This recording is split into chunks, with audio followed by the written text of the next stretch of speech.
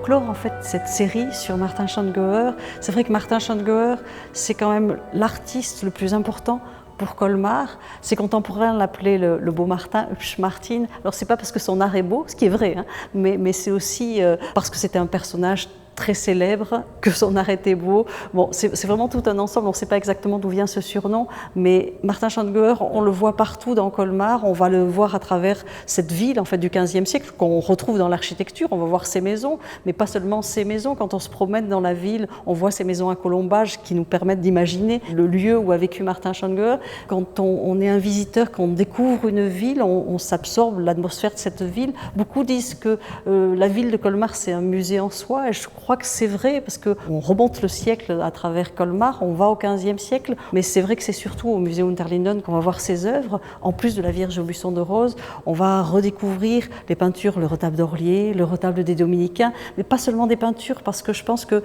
dans cette salle Martin Schongauer, on va être impressionné déjà par le lieu, parce que la salle est belle, on a redécouvert des plafonds plus anciens, des plafonds peints du XVIe, XVIIe et XVIIIe siècle. On a une salle où on va voir au centre les chefs-d'œuvre de Martin Schongauer, voir sur la périphérie l'importance de ses gravures, puisque Martin Schongauer, en fait, il est célèbre finalement dans le monde entier, puisque ses gravures ont influencé toute la production artistique, surtout au XVIe, au XVIIe siècle. Des artistes ont copié ses gravures, qu'on soit en Espagne, qu'on soit en Angleterre, qu'on soit en Italie. Donc c'est un homme important, connu. Et puis, quand on est face à l'œuvre de Martin Schongauer, que ça soit devant la petite gravure, la minuscule petite gravure, vous regardez Saint-Georges combattant le dragon, vous allez voir en fait Saint-Georges qui est en train de galoper sur ce cheval et qui est en train de transpercer de sa lance ce dragon, alors que la petite princesse attend à côté. On a l'impression d'avoir un grand écran devant soi. Ça, c'est la force de Martin Schongauer. Et en même temps, quand vous êtes devant une peinture,